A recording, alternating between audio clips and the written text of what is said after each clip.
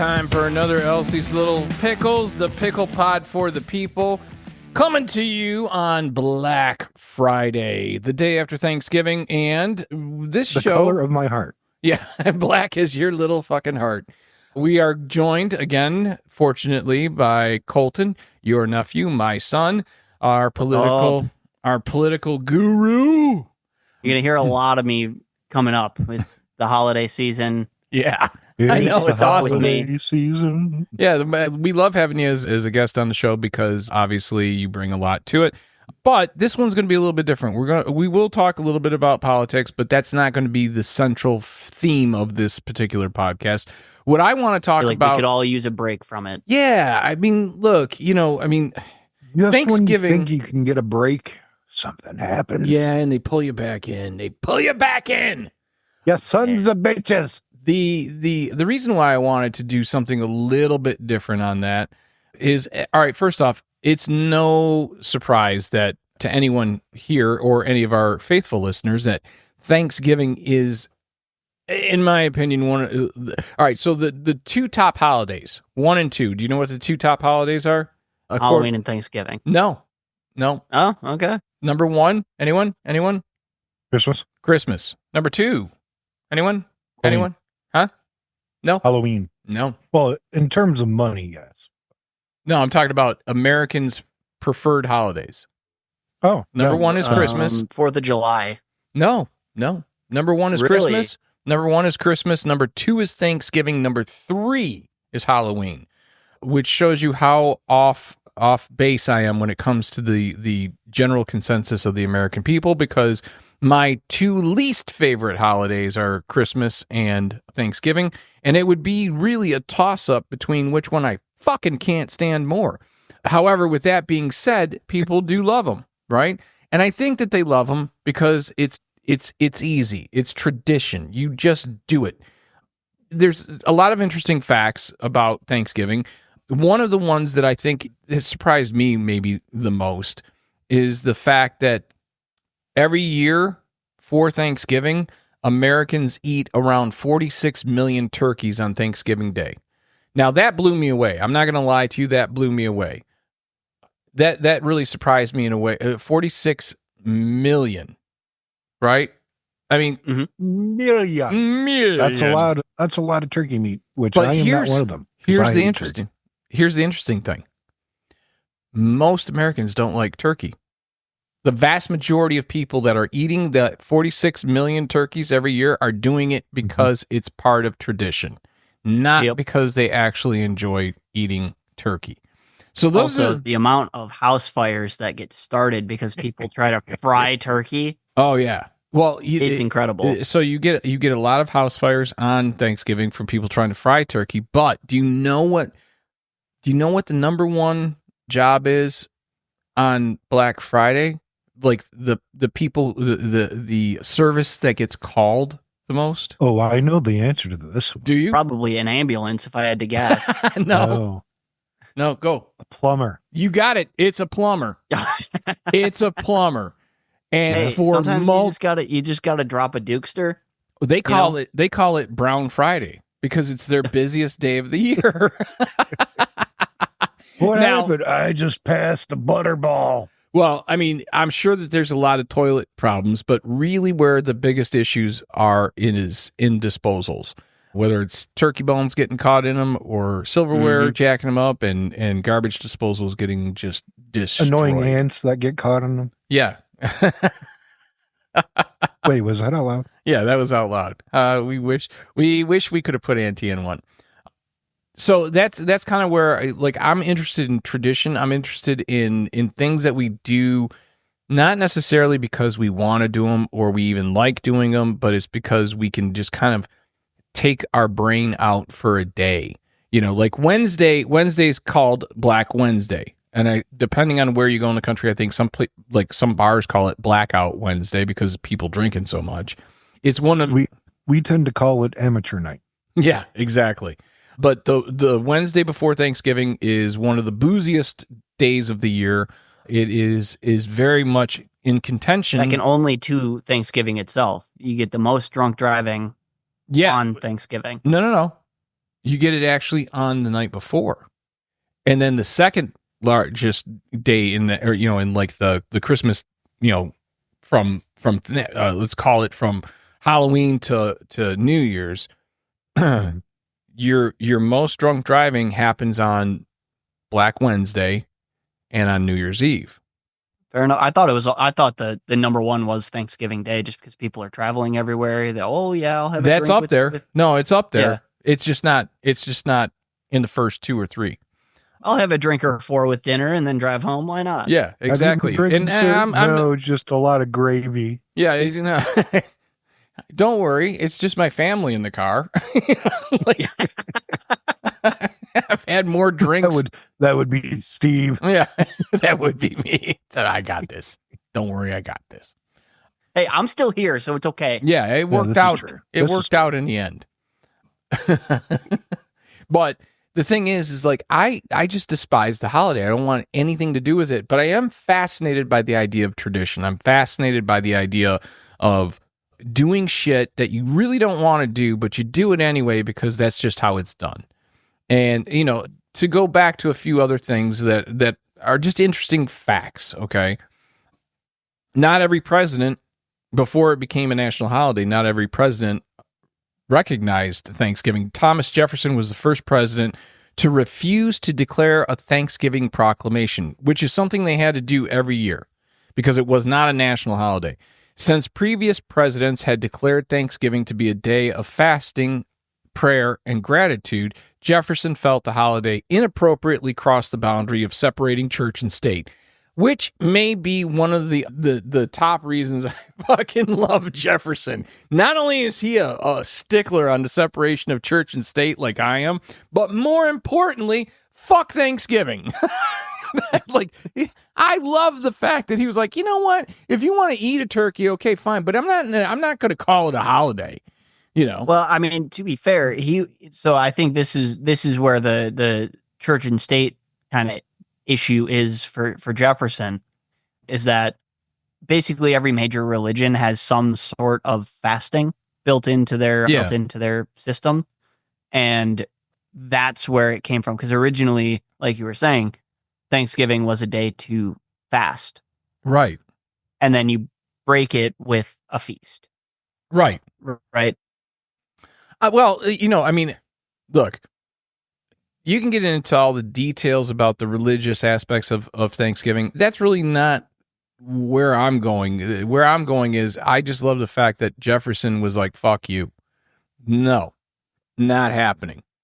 You know, and, you know, I get it. I get why some people like it. I don't want to be around family because extended family is always just more than I can bear, especially during an election year. Yeah, like there's no filter when it comes to family, and I just don't want to participate. I don't want to be around it. I don't want to have my dinner ruined because you're a fucking political idiot. Like, you know what I mean? Like, I don't fuck with my pumpkin pie. Right? Just well, I because mean, you want more than that, they're just a political toddler. Like, yeah, it was so when you get into that aspect of it, you know, I feel That should be a song. Don't fuck with my pumpkin pie. don't fuck with my pumpkin pie. Don't fuck with my pumpkin pie. Apparently, according to the National Pie Institute, pumpkin pie, the yes, I know it's ridiculous that there's actually a National Pie Institute, but go on. I know you're chomping at the bit, Kiefer. the rules and regulations of pie. Well, they did a survey. They did a poll because they wanted to put to rest what was the best pie for Thanksgiving. And the battle had been going on for years between apple and pumpkin. Okay? This is a long, drawn out fight. Nothing more American than apple pie, but I swear to God, if you don't say pumpkin pie won. No, it got second as the favorite pie. Apple Fuck pie. this. is not I'm moving to American. Canada. I know, it's bullshit, right? It's bullshit. Fuck the Pie Institute. And I'll Apple go pie a step is not American. It's actually French. Well, fuck France is a fake country with a fake language, so I don't trust them. It's not how I you say surrender. anything in French. It's the way you say it. Yes. It's the fact that they put every vowel and the sometimes vowels into every word, but you don't pronounce any of them. Parlez-vous français? Oui, oui. But here was I what go wee wee I with go my wee wee. pee. Here's where I found it interesting is that we actually, surprisingly, and you didn't really know this because I never forced you to Thanksgiving with any of my side of the family ever. I always let you go with mom's side. But there was for years the big great debate on the pies, but it wasn't apple. It wasn't apple in our house. No. It was Elsie, the namesake of this podcast. She would make lemon meringue. Yep. And our aunt would make the pumpkin pie. Now, I'll give it to her for all the things that I dislike about our aunt, and for as much as I fucking hated her, she could make a pretty good fucking pumpkin pie. Yeah. So I was always like just mowing as a kid. I'd eat half a fucking pumpkin pie. She would make two because she knew that I could probably polish off one by myself, and if I didn't polish it off between me and Kiefer, we would. Mm-hmm. And no one would get any pumpkin pie. Our mom, Elsie, she'd get pissed because we wouldn't touch that fucking lemon meringue. Well, you would. Okay, lemon meringue is good. Lemon meringue is good, but it's not. I don't know if it qualifies as a Thanksgiving. I didn't think it did. Meringue can make or break a lemon meringue pie, and I love a good lemon meringue pie. But growing up, there was just something wrong about meringue. I don't like marshmallow. Yeah. So that's probably feeds into my dislike of meringue. So I remember though, like it's interesting because my views on specifically, just drink it out of the bottle there, kiddo. Kiefer, what do you got? What are you drinking? I am sipping on Ardbeg Korvreken. We were just talking about that. Me and Colton were just talking about that. I said that was the one to go with, and don't waste his time with little beastie. Wee beastie. Or wee beastie. I've got a bottle of wee beastie. I don't know if either of you know this, but so Ashley, my girlfriend, likes to keep a hamster around. And this most recent one, okay, we had for like 2 days. I was going to say, hold on a second. You might want to preface where this story's going. Yeah, well, all I'm saying is not a Richard Gere moment. Yeah, I was going to say Richard Gere may or may not be involved. Richard Gere and a toilet paper roll. That fucking poor bastard is never running away from that one. Nope. But anyway, we had this rodent running around in our spare bedroom for a couple of days, and she was like, "Oh, help me name it, And I was like, "I dub thee wee beastie." There you go. Is that Scottish the name? For small animal or insect? And did it stick? Is that wee beastie now? Yeah, it's wee beastie. I love it. So I wanted to kind of think about this from the perspective of when we were kids, specifically to try to give Colton the flavor of it. When we were kids, the holidays were great up until we were about 10, 12 years old. And then something fucking happened in the family and it all turned to shit. And I don't even know what that was. Went through puberty. That's what happened. It's probably the case because I started getting lippy right around that time. And I don't know if it was just me, but it felt like things got different because there was a time when, we whether it was at our aunt's house or whether it was at our house, and then we were always reversed, right? So if we had Thanksgiving, Christmas was at our aunt's, and if she had Thanksgiving, Christmas was at our house. And I always preferred Christmas at our house. I didn't like Christmas at her house. I didn't mind. Really? I preferred Thanksgiving at Auntie's house. And the reason I did was because they would do it in the front room, right? So they would have, a couple of fold-out tables, 8-foot fold-out tables, and everything was like condensed and like we were all together and it was like we were very small space, but it still felt like there was plenty of room, even though there was, a bunch of us there. Right, but you put a tree in the mix, then No, the tree hadn't gone up yet. The tree would go up at our aunt's house. The tree would go up. No, I'm saying after. for Christmas. Oh, yeah. For Christmas, it was a different thing. But we would do that, and inevitably, there would be like wine glasses that had Jello, red, like cherry. Was it cherry or strawberry? I don't remember. It was strawberry jelly or Jello with walnuts in it or some kind of nut. I think it was walnuts, and a shit ton of whipped cream. And that was like your little dessert, because the big desserts were the pies and the stuff that were coming after. So you get done eating your meal. The wine glasses filled with Jello and whipped cream would come out. That was like your little sweet.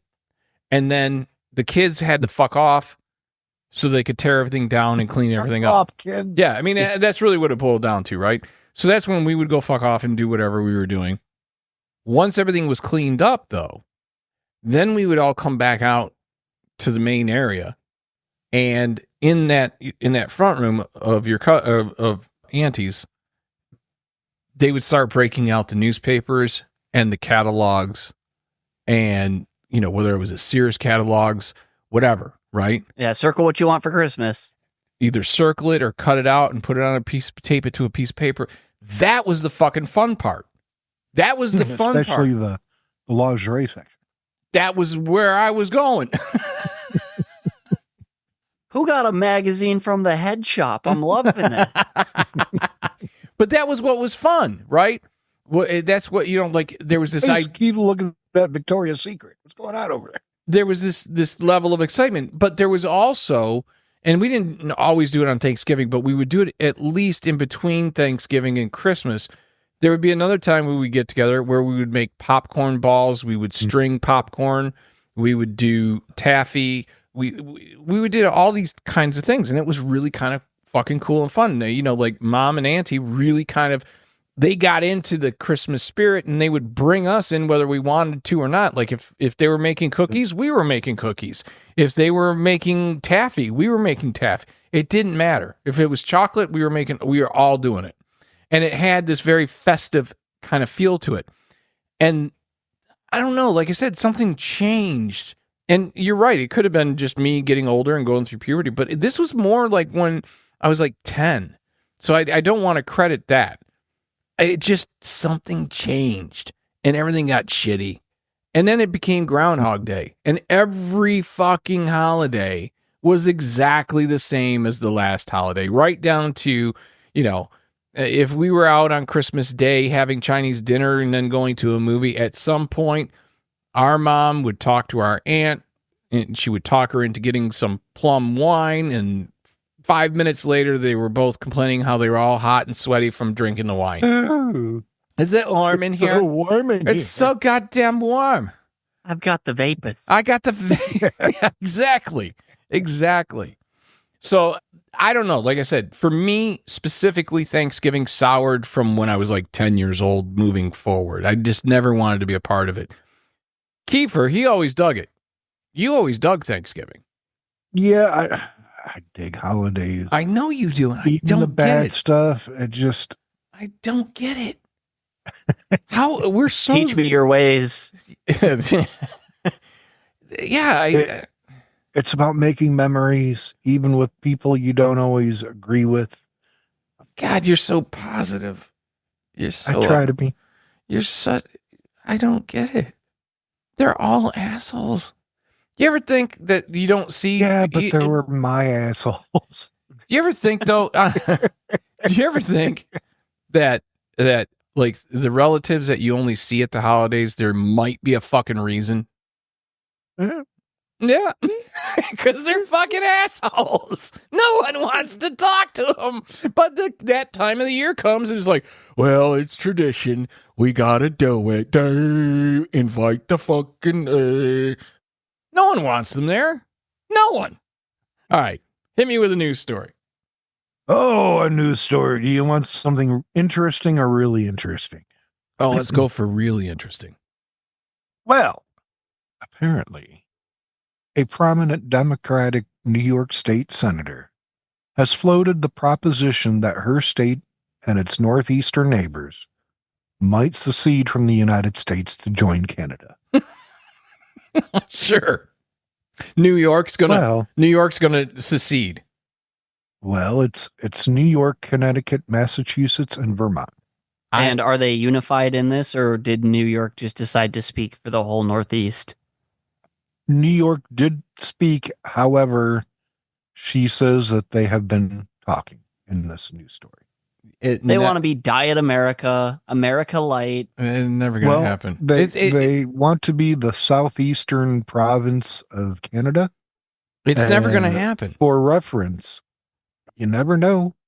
You never know. Let Mexico invade Texas and take it back, I should say, and maybe also California, and then we can talk about New York and the Northeast. It's not. That's what I'm saying. It's as ridiculous as that. Do you know how much New York gives to just the state of New York gives to the United States government? Oh, it's huge. Probably a good 10 to 15% of the GDP. $362 billion a year. They receive from the government $85 billion for federal funding.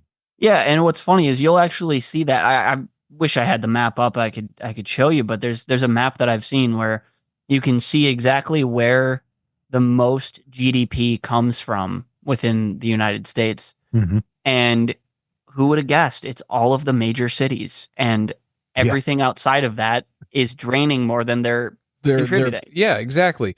All the red areas on the map suck the money out. All the blue areas on the map put the money in. And this is why I've said, good luck, Chuck, with your fucking secession, whether it's Texas, and I don't give a shit who it is, Democrat or Republican. It ain't going to fucking happen. I've gotten to the point where I'm like, let's do it. Yeah, you know what? I am too. That's why, like now that we have elected a convicted criminal. He was right. We're not going to have a country anymore.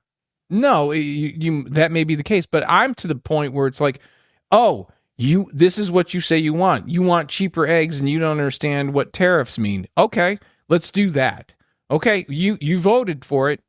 Fuck around and find out. And oh, you didn't know that Obamacare and the Affordable Health Care Act were the same thing. Oh, okay. Well, guess what? You voted against Obamacare, but fucked around and found out that was the Affordable Health Care Act, and that's what you're on. And now because you voted against it, you're going to lose your coverage. You're going to lose all of this shit. You're going to I think it's high time America gets Europed. And that's what's happening. I think it's high time America gets Europed. And I'm talking like, okay, Michigan and Ohio need to figure out where the capital is, and Indiana, but also it's not going to be in Indiana. No. And we're one state, and then Texas is big enough they can be their own nation state, and then so on and so forth. Yeah, but look how it worked out, how well it worked out for Europe. I mean, not so fucking great. The whole tariff thing, and it reminds me of once upon a time, the United States was subjected to a 3% tariff from the UK on tea. Yep. 3% tariff. Now, I don't know if you've heard this, but Mexico, Canada, and China make up 45% of our trade. Correct. And we're going to put a 25 to 35% tariff on them starting. And then when the president of Mexico is not able to just press a button that says this button will stop all immigration to the United States and cartel activity, when she doesn't have that button, price is going to go up. She had a couple of words for criminal Trump. El Trumpo? Serum. That's what we should call him from now on. El Trumpo. El Trumpo instead of El Chapo. Trumpo. El Trumpo.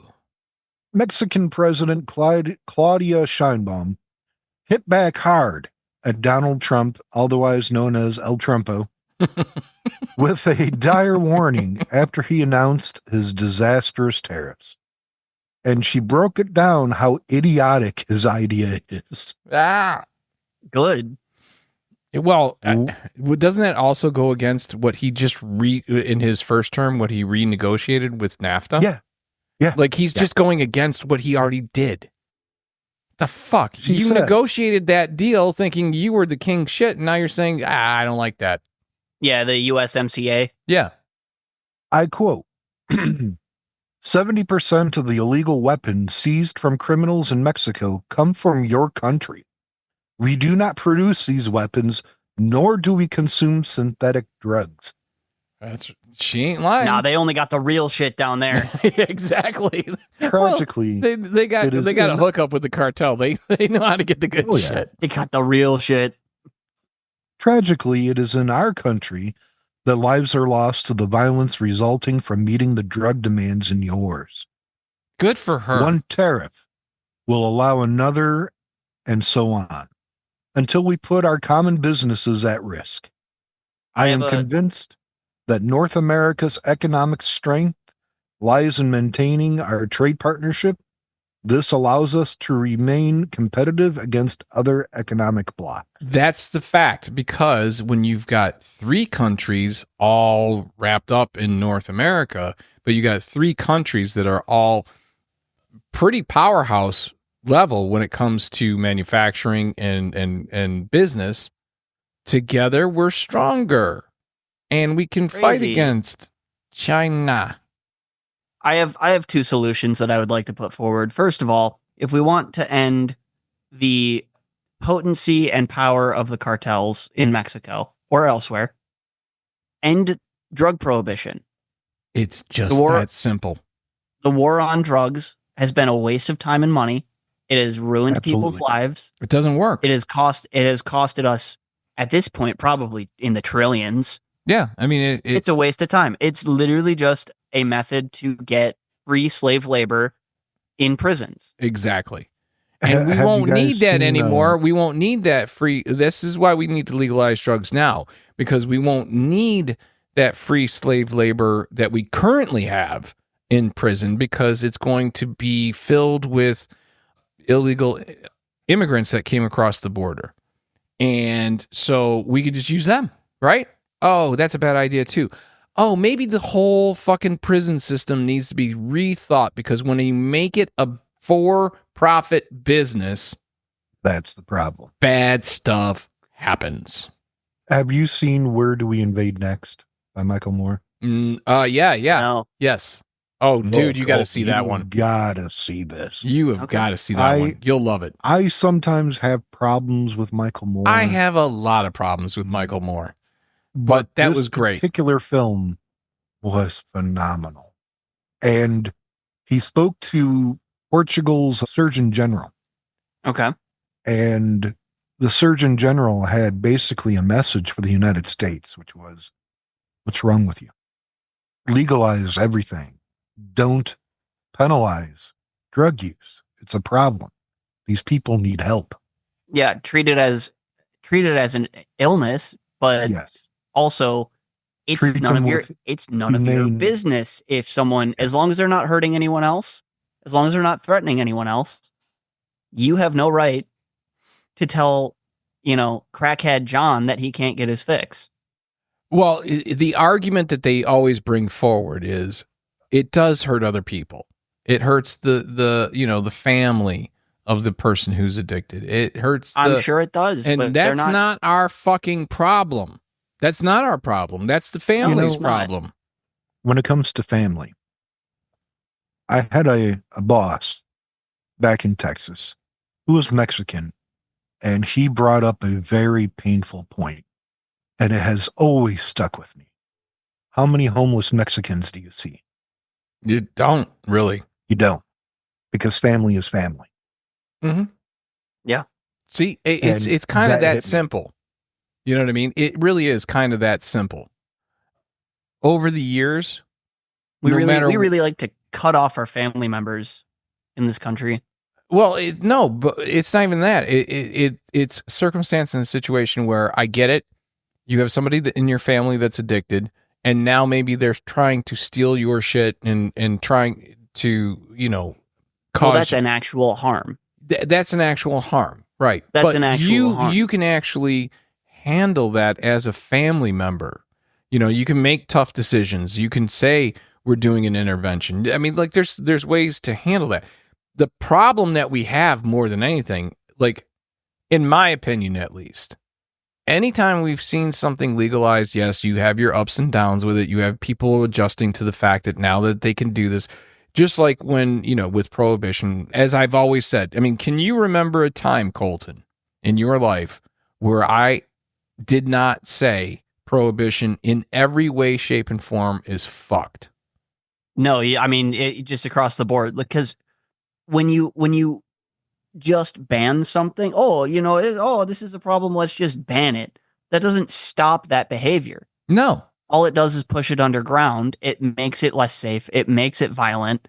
It makes it so that criminal organizations can monopolize that behavior. It's the same thing with sex workers. It's the same thing, you know what I mean, like across the board. We've discussed this in, you know, briefly, but if you don't want sex trade, you know, if you don't want illegal sex trade going on, legalize it, monitor it, regulate it, and watch how, just like in other countries, you know, if you have that red light district and they're really focused on making sure that anyone who's a sex worker is getting tested once or twice a week, they're in a safe environment, there's no pimps, it's, you know, a contract, everyone knows what you know, the deal is as far as the pay and who gets what and how much goes to the house. Can organize. They can organize, they can unionize. It's the same thing. It's the same fucking thing.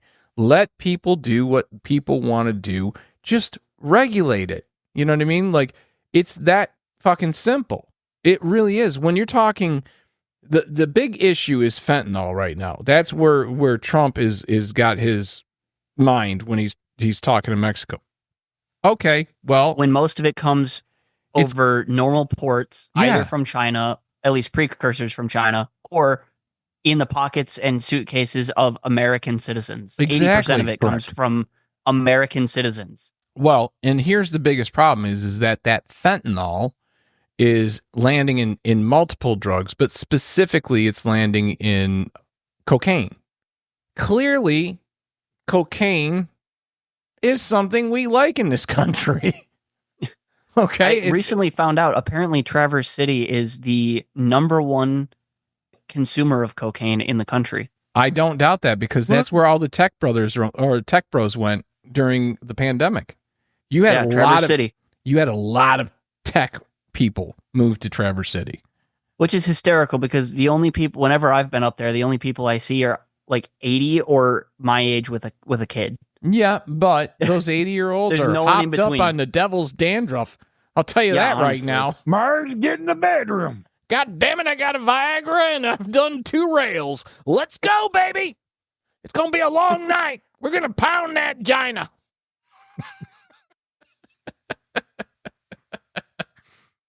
I just pictured Grandpa throwing out a hip. Oh boy. Hopped up on the devil's dandruff. Oh, shit. Speaking of drugs, what are the 3 top drinks for Thanksgiving? Do you know? Anyone? Jaeger bomb. No. No. I would have to say eggnog. No, I'm talking about alcoholic drinks. I would Eggnog guess. is an alcoholic. It can be, but not how most people drink it nowadays. Most people don't drink it with alcohol. I would guess Whiskey. that the top 3 would be somewhere in the range of red wine, domestic beer, and depending on the family, maybe some whiskey. You are right across the board, Colton. All right. Yeah, really. It's wine, beer, and whiskey in that order. And they say that on average, the average person enjoys 2.7 drinks on Thanksgiving, which is more than double the usual amount on a regular day. Those are rookie numbers. Those are very Honestly. rookie numbers. I've done twice that just getting ready for the pod. Now, here's something else that people don't realize. Thanksgiving is also known as a National Day of Mourning. Did you know that? I did not. did not know that. Yeah, it's one of the most significant Thanksgiving facts is that for many Native Americans, particularly the Wampanoag tribe, I know I butchered that, but that's the best. The Wampanoag? Wampanoag tribe. No, I can't do that to the fuck. I can't do it to them. Wampanoag tribe.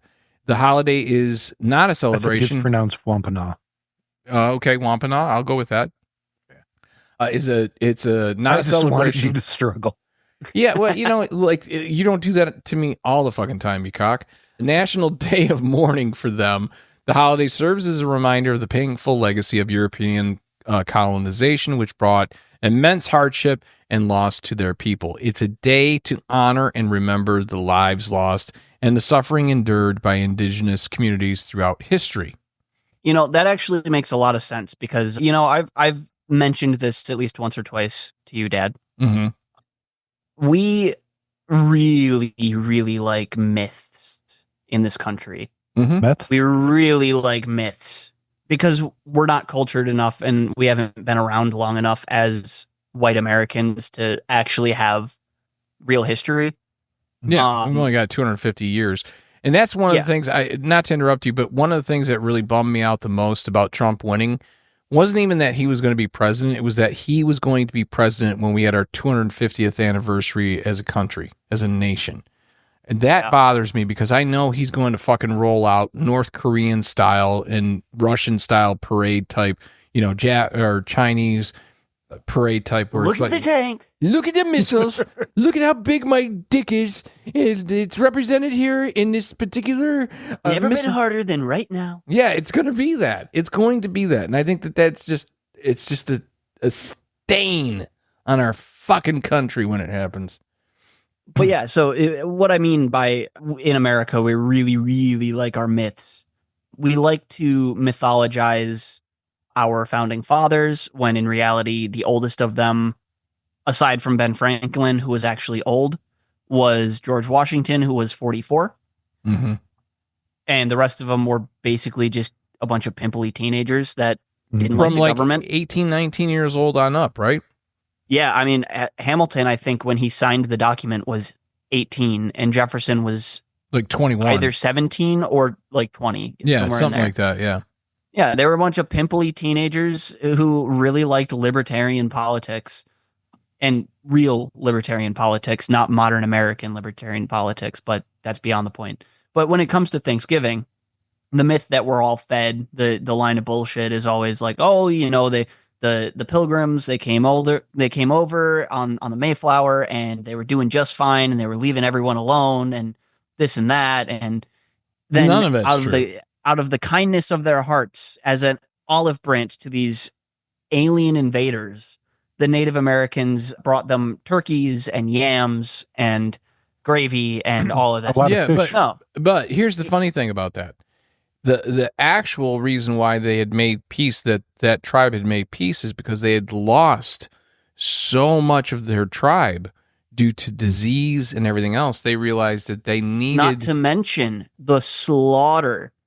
Well, yeah, but that was part of the deal. Were doing. They were slavers and not... They had no qualms about killing people. But what the Native Americans did that was really interesting is they when they kind of caught on to what the fuck the game was, they said, all right, tell you what, we know you're not going anywhere. We can let you die, but we'll probably die out before you die out because you have, obviously they recognized that they weren't getting smallpox and shit like that. Mm-hmm. They weren't dying of weird flus and all that shit. So they said, all right, we're going to teach you how, and this is where I think they might have made a mistake, but I'm not quite sure. I think that it would have been better for them to just say, you know what, fuck off. And they just go out into the woods for a while. You know what I mean? Like, yeah, just fuck off. And they go out into the woods for a while and just wait. Because I think that it would have been a circumstance where all the early arrivals would have died off. And I do believe they were in the middle of a famine.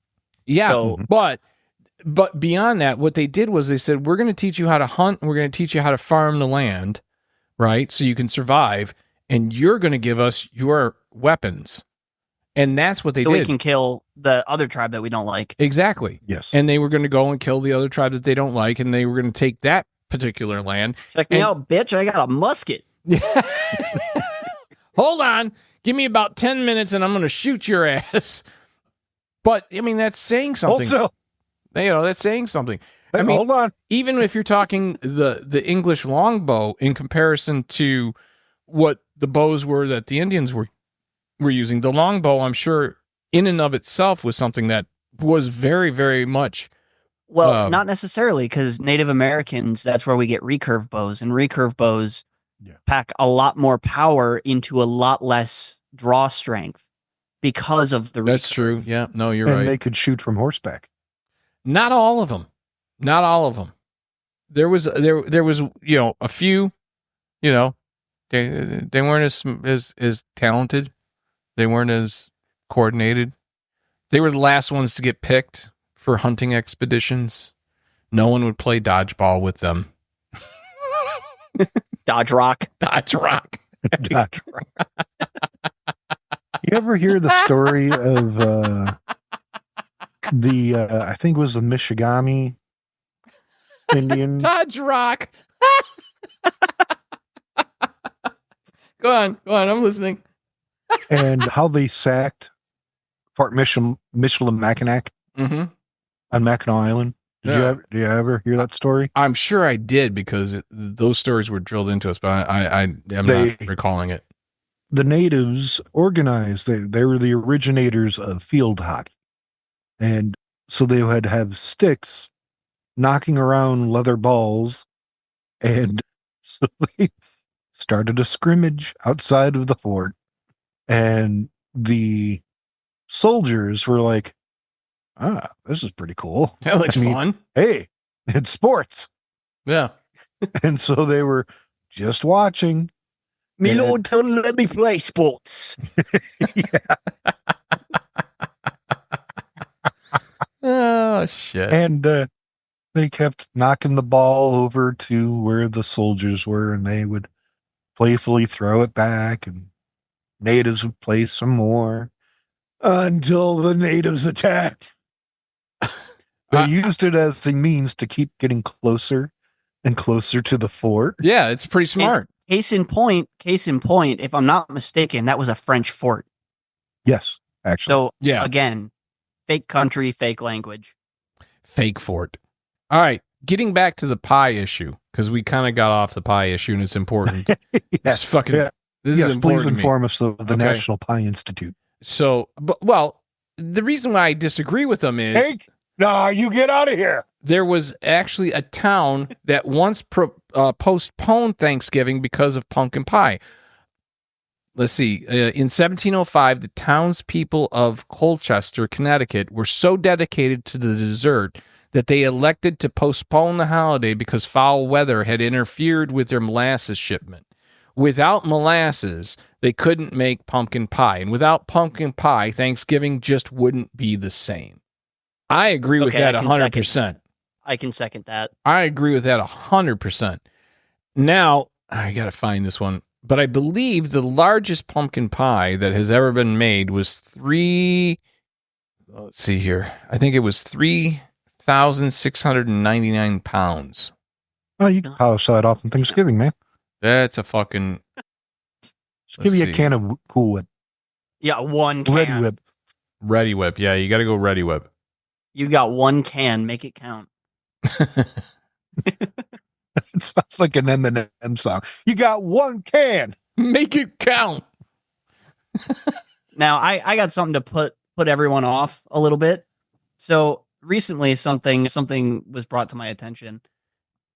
So one of the houses that I went to for Thanksgiving was serving a butterball turkey, and it took everything for me not to just blurt this out at Thanksgiving dinner and ruin the night for everyone.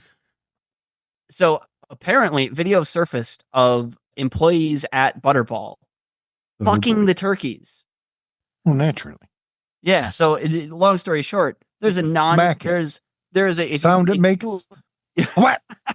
If you ate a Butterball turkey this Thanksgiving, there is a non-zero chance that some dude nutted in that. Just basting it. Oh shit. And that's aside from the just The general stuffing abuse tastes of different those this turkeys. year, Grandma. What'd you do? It's salty. Grandma. It would be more like grandpa. Yeah. Oh man. The cloaca. The See, birds though, have one hole for everything. You know what though? Gotta- That show home baked nutter ball. Nutter ball. You know what though? That just shows that men, all right, because you don't find women doing that shit. It's men. It's always men that we're just fucking pigs. We do fucking gross. Women just Look, shove their hands in. the the fact of the matter I'll is show you, egg the fact bound of, motherfucker. That's right. the fact of the matter though is that when it comes to that type of shit, you know, women get upset about men doing stupid shit like that, and they, you know, you're cheating. A man will fuck a knothole in a tree if he thinks he can get away with it. You know, I mean, like, we're just pigs, and How does a woman turn on a man? She shows up. yeah, I mean, I don't know, man. It's like when you're talking about getting to the point where you're ready to fuck a turkey, like, what goes through your head? Like, how does that? I work at Butterball, and I got a 15-minute break, and that turkey is looking mighty good. I mean, like, how do you get there? You know, like, what is the mental? Break me off a piece of that turkey ass. Hey, Frank, check it out. Gobble, gobble, gobble. Oh shit! Yeah, I mean, Yeah, and that's aside from all of the actual like physical. I've got it abuse, by the giblets. the physical abuse of the turkeys at Butterball. There was a video that also surfaced with that where some dude was bragging about, this turkey was being a turkey and pecked my foot, so I kicked it in the head and its eye popped out. yeah. Again, I mean, you Like, I've seen wrestling matches where that's happened. look. The upside is that after Trump gets rid of all the illegal immigrants, that'll never happen again. The downside to that is we'll never be able to have turkey again because there's no way 46 million pounds of turkey or 46 million turkeys are ever going to get processed without illegal aliens coming to this country. yeah. So here's 26 million turkeys. 46, yeah. So each year, the average household has about 10 people for Thanksgiving dinner. That's the average, right?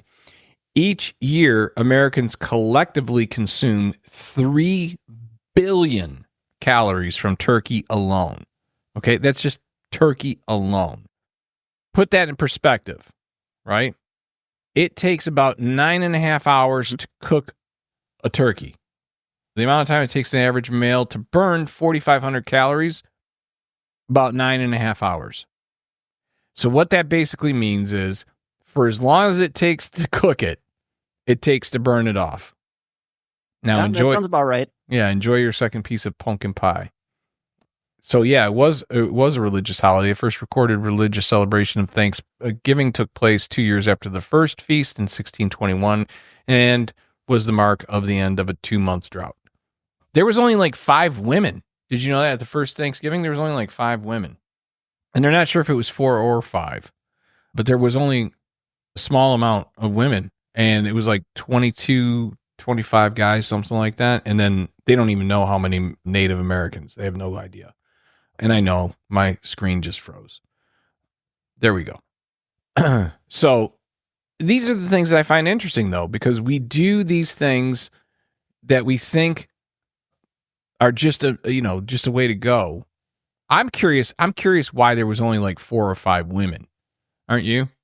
I mean, like, the obvious and easy joke, and it's totally chauvinistic and piggy, is to go, well, somebody had to clean up. DEI hires. Yeah, DEI hires. I'm pretty sure the reality of it was women were not allowed or were not considered capable of operating like what they needed to for shipping over from England or the Netherlands or anything like that. That very well may be true.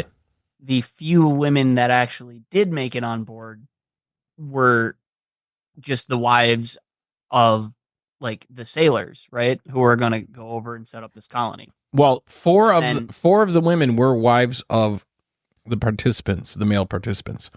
And Yeah, the and then fifth one I'm not sure about. As they start settling in and realize, oh shit, we're in a drought and I can't get this goddamn corn to grow because I don't know how Well, to do it. The fifth one was, I got to go to the powder room. Will you go with me? Yeah. I don't go anywhere without my younger sister. She goes everywhere with me. Yeah, I can see that being one. All right, let's we're coming up on close to an hour, so let's get the rest of the news. I hope you guys don't mind that I wanted you guys to indulge me in this idea of tradition and just doing things because we've always done them.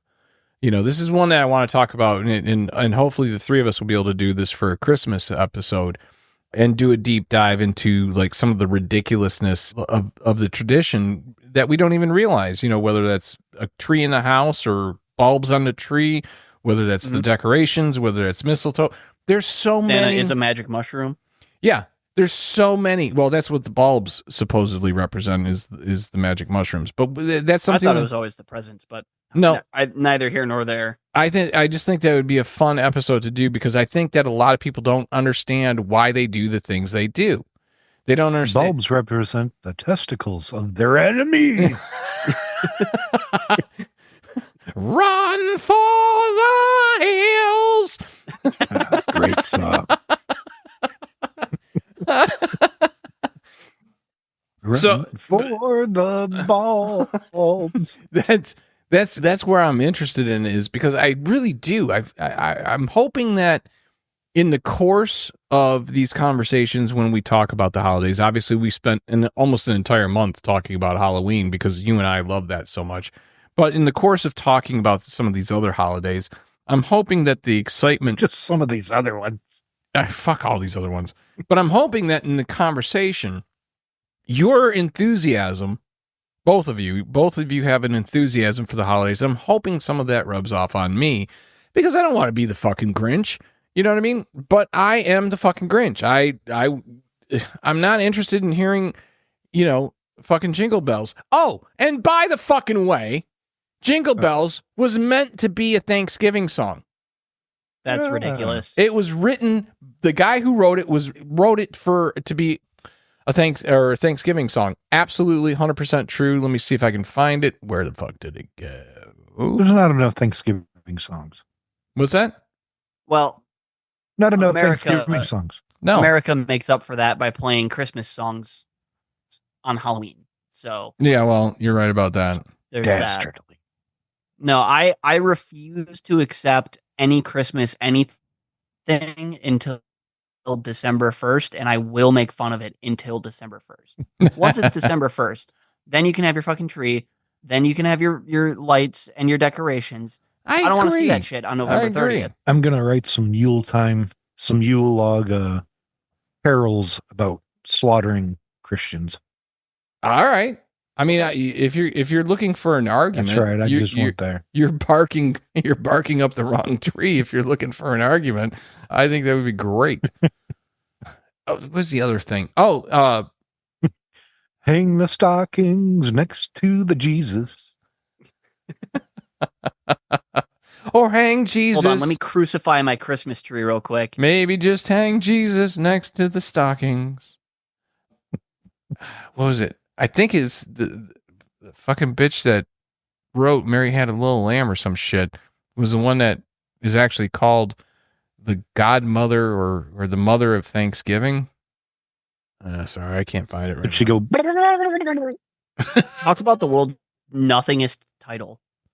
Yeah, but she actually that- petitioned Lincoln, I think it was, if I remember correctly here. That is- So that is- famous, that is nobody a knows who she is. meaningless. That is a She just wanted his log. I can't find it, and it's not wanting to come up. All right. Anyways, let's finish out with a little bit of You're news. fired. Let's finish out with a little bit more news here, and we'll stick a pin in it. What you got for me? And now for something completely different. Scientists believe that by the 2030s, humans could live forever. Early 2030s, late 2030s. I just need to know how much I can smoke and drink in between now and the 2030s. Oh, you're just going to have to wait till the 2030s. Do whatever you can. We won't know until they spring it on us. Now, That's right. are they going?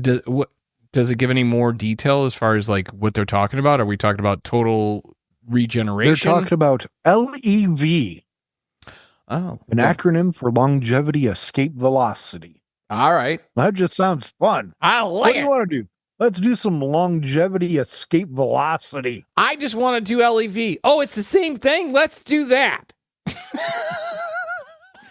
It's apparently an de-aging process. So it's reversing it. Basically, Oh, what's man. his name? Is it like man. a stem cell thing or? Well, there was Ray Kurzweil talked about basically downloading your consciousness into computers in the 2040s. These scientists are talking about de-aging people. I would do it. I mean, let's roll back a couple of years on the Yule log, if you will. Yeah. I mean, look, if you could take me back, yeah, like all right. So what would your ideal age be? Now, Colton, you obviously, this doesn't really affect you because you probably haven't hit your ideal age yet. But there's an age where you're done with school, you're done with all the bullshit that you have to do, and now it's just I've got to do hopefully what I'm passionate about, which is what I've been studying, and that's the career path I'm going down. But if not, oh fuck, I'm stuck doing a job. I would say like 25 or 26. 25 or 26 because I will turn 25 a couple months before I'm done with my master's program, and then the next year after that I will be 26. That is typically how math works. So yeah, I would say once I'm out of school, I wouldn't want some like Freaky Friday shit where it's like, okay, now I have to go to school for the rest of my existence. No. Yeah, I'm almost identical with you. I think 27 would be my first target, but if they couldn't roll me back that far, I would go like 33, 35. Those were really great ages, in my opinion. And if they couldn't roll me back that far, I would be fine with like 40 to 44. You know what I mean? Like those are also really great. Those were great times for me. Those were good ages. How about you? Kiefer? Oh, I'm going to go with the 18, 19, 20-year-old. Why not? Young, dumb, and full of cum. That's right. But you can't get Ardbeg. Yeah, you can't get Ardbeg at that point. I mean, but if he had a full beard, like that. He was buying when he was in sixth grade. 30 at 14. Yeah, he was. I mean, I was in high school, and other students thought I was the baseball coach. What was the?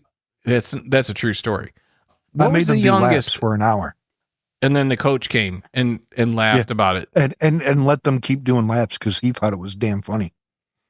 What was the youngest you bought on your own, Keith? On my own, probably 15, 16. Yeah. I was still getting carded when I was 34. I'm not joking. Well, I have to put an asterisk on that because I was playing bars at 16. I started doing stand-up at 15. They were handing us alcohol. We would at yeah, they wouldn't do that. No longer around. But the Ritz, we would have a trash can full of ice and beer sitting in our dressing room. We didn't pay for it. They were just giving it to us. So it was okay. Fair enough. Yeah, it's my arm. They figured that was cheaper than actually paying you. Oh no, we got paid too. How much more would you got paid without the trash can full of beer though? At every bar we were at, we had a specific drink. Play some Hamtramck paychecks there, ironically. It wasn't anything Polish. It was tequila. It had the IROC in Detroit. It was Zima's. We don't know why. No, I don't know why either. That was just what they gave you? Something different. That's just what they gave you. No, that was just our drink of choice. Every place had something. Why would Zima ever be a drink of choice? I do not care who knows. I loved Zima. It was fun.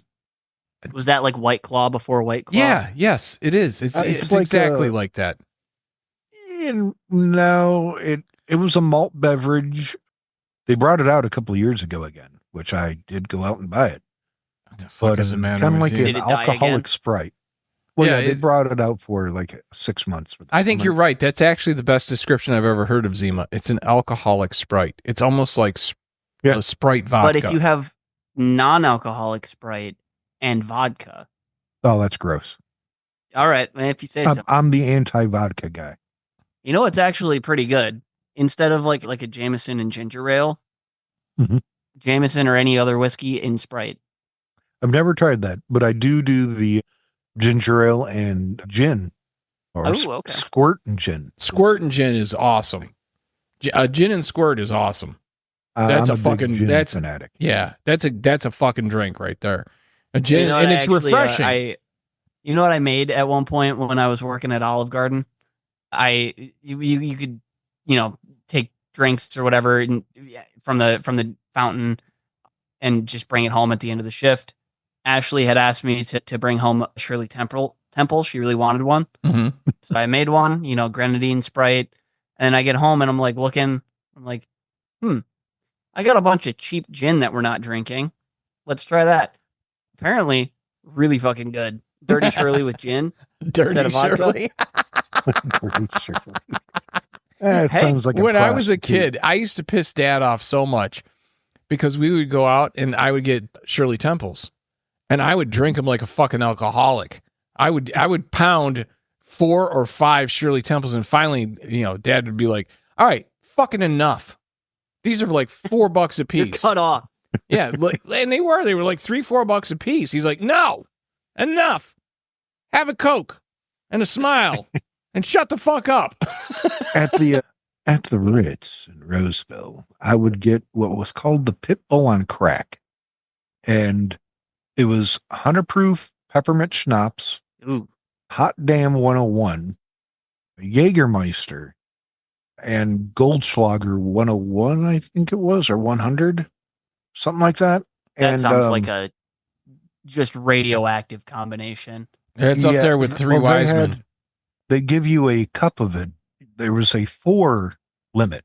You couldn't have more than 4. They wouldn't serve you more than 4 I Of this wonder specific drink? why. of this specific drink. I wonder why. One particular night, it was a Thursday night. I was in high school. I had 9 Oh, Jesus Christ. because I kept sending other people up. And I was drinking beer. And, You did not wake up for school the next day, did you? Oh, no, I did. My drummer drove me home. And I remember falling out of his minivan onto the front lawn. And I laid there for about 45 minutes. And then I got Sounds into about the right. house, flopped on the bed. I don't know how long I was there, but I had to get up for school. And I did piss all nothing the rest of the day. I wasn't hungover. I was still drunk. Oh, God, yeah. That's And- that's sometimes worse when you wake up drunk. I don't get hangovers. Yeah, I Adam. don't either. I really don't either. I've only had maybe 2 hangovers in my entire life, maybe 3. Worst I'll get is like a headache and some dads. Yeah. Dads. Day after drinking shits. Yeah, I don't get that. I don't get hangovers. You got to release the demons, and then that's it. You're good. Yeah, There, no, see, there like, was a party where I was told that I had between 84 and 87 beers. Holy shit. And I fell asleep it was a drinking contest with a friend's father who wanted to teach me a lesson. No. He learned. No. See, that's the thing is I like, tucked him in and Gingerly next kissed morning. him on the forehead. I tucked came him a little in, handy. and he kept saying if it was whiskey, he would have taken me. And I was like, No. you would have died. You would have died. I went through that. And I slept for about 2 hours, woke up and made breakfast for everybody. I went through a similar situation, and I think I've told you this story, Keith. And it was high school. It was my junior year, and I was known for two things. Obviously, we grew up with our last name. Everyone wants you to drink beer. So we could put away a lot of beer. I mean, that was a fact. We would just put away a lot of beer. Do you remember 4th of July's? We could get beer from mom and dad, but it had to have an egg in it. Oh, yeah. Yeah. I put away. Egg in it. Yeah. The idea was Grandma grew up in a time where. Scrambled or raw? Raw.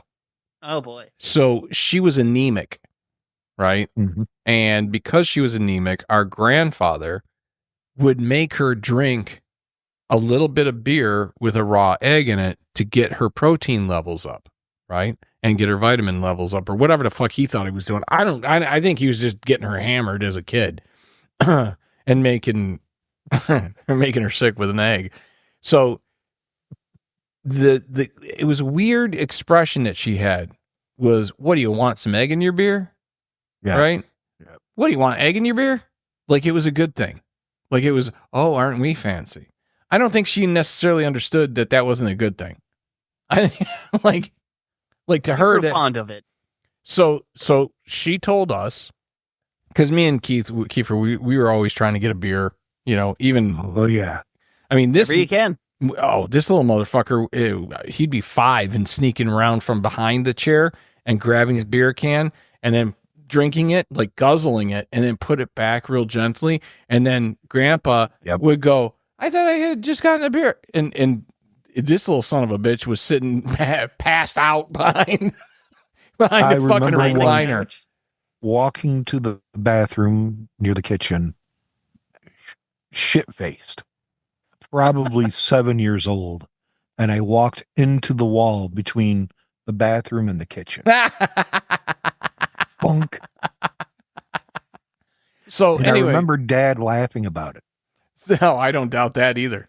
So again, I'm sure he thought that would teach me a lesson. Grandma, who is the namesake of the podcast, Elsie, she would always say this to us.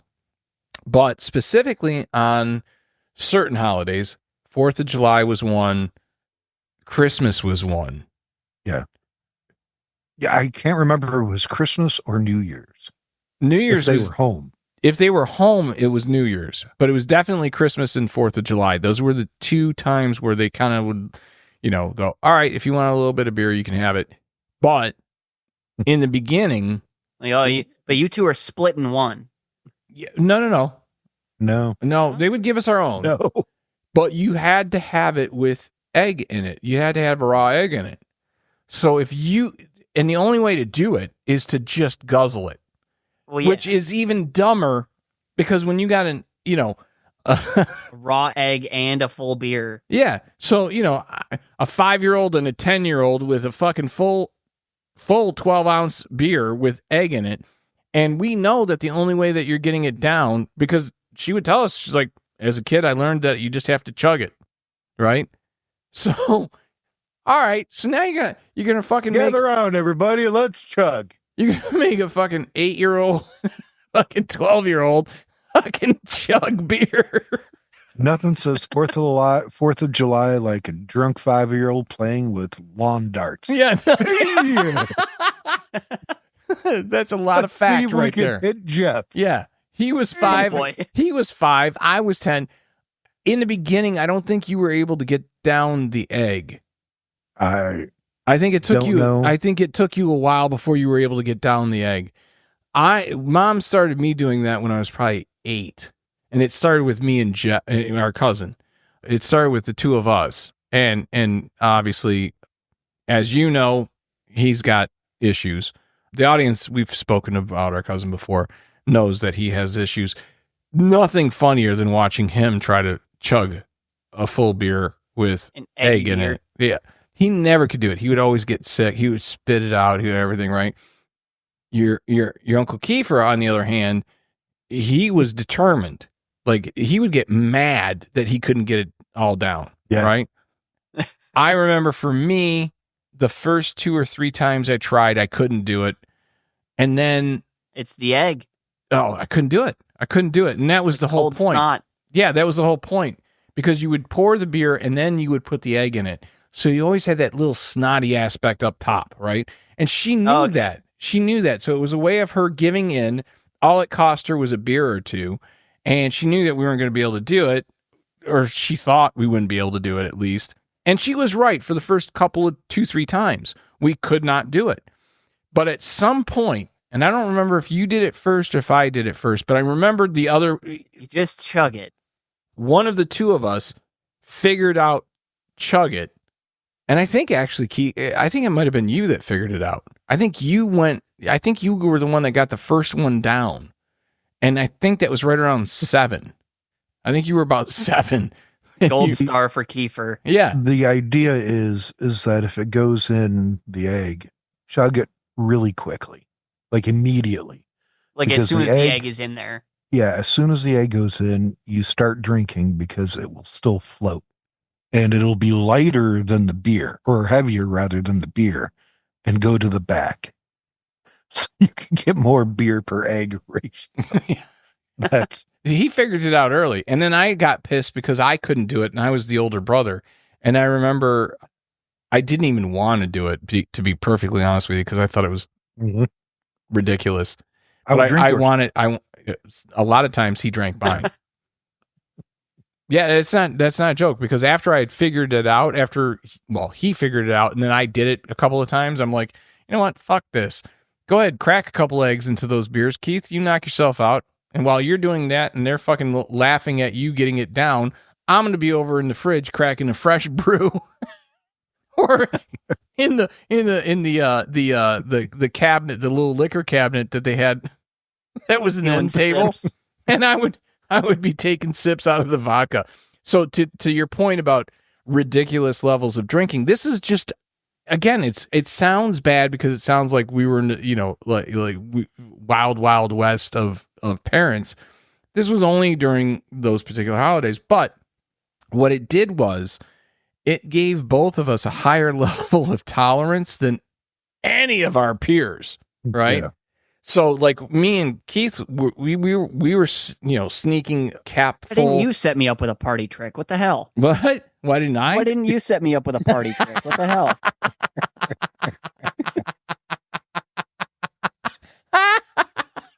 Sorry, son. But by the time we had gotten Little brain damage, I can deal with it. by the time we had gotten to the point where, like, in high school drinking was happening, we had such high tolerances just naturally because of that, and like when we'd go camping or whatever, we'd be able to get they weren't really big drinkers. That was the funny thing. You complain about that, but out of the three of us, who has the degrees? Hey, all I'm saying is it would have been cool if you were like, hey, thumb punch this can for me. Yeah, but on the other hand, you're going to get a master's degree and I don't have one, and neither does your uncle. Yeah. So, it balances out. You can damage. I just got my tolerance a different route. Yeah, you can. I waited until you were 21 and then I started you on whiskey. Yes or no? Incorrect. Well, yes, I know. I gave in Incorrect. on beer early on. No, I gave in to beer on what, about 16? Yeah, I think first beer was probably 16, because the store had the build your own 6-pack, Yes. and you said, okay, you pick 2, I'll pick 2, and then we're both getting a Guinness, Right. because you were like, well, my rule was sink or swim. well, my rule always was I didn't care what it was so long as you did it with me first.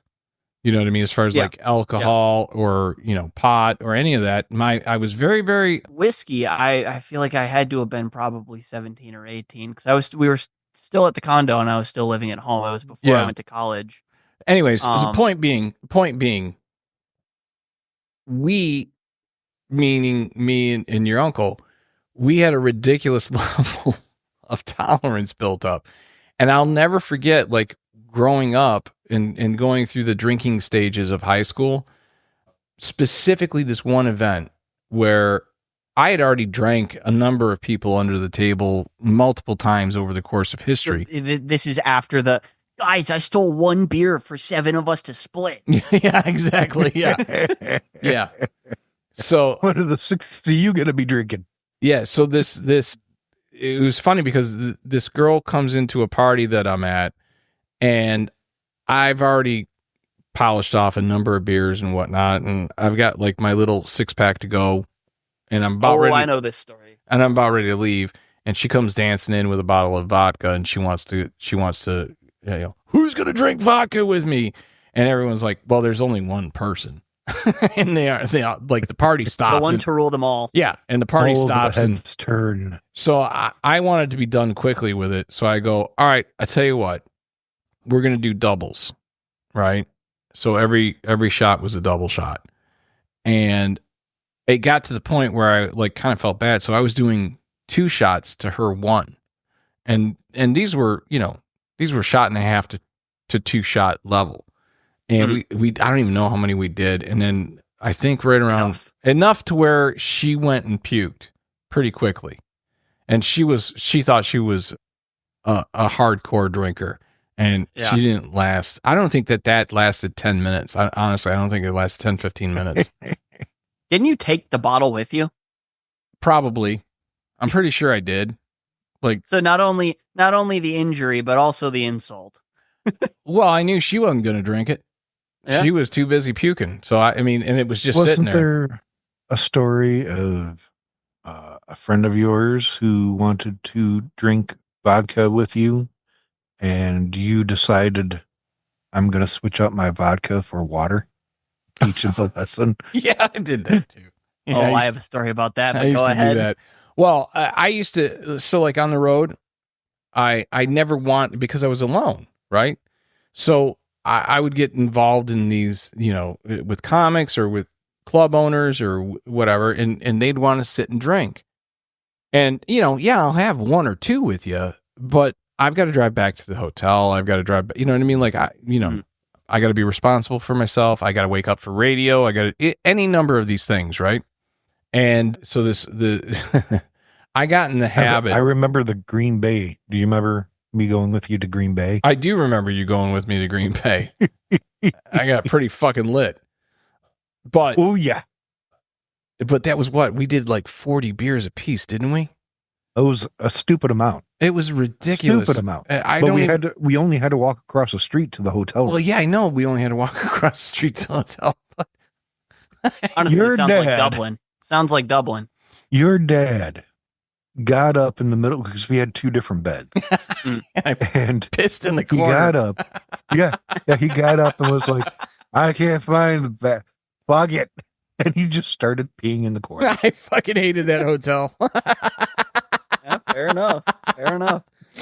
Oh, good times, great oldies. And with that, I think that if we're going to leave on an embarrassing note of my ridiculous behavior, I think that's a good spot to stick a pin in it. And with that. So listen up, people. You drink too much, go pee in a corner. Yeah, that's all you got to do. All you got to do. And with that, that's another Elsie's little dominance. Pickles. I'm marking this place. I think you were in the bathroom. That's why I did it. No, I was on the bed.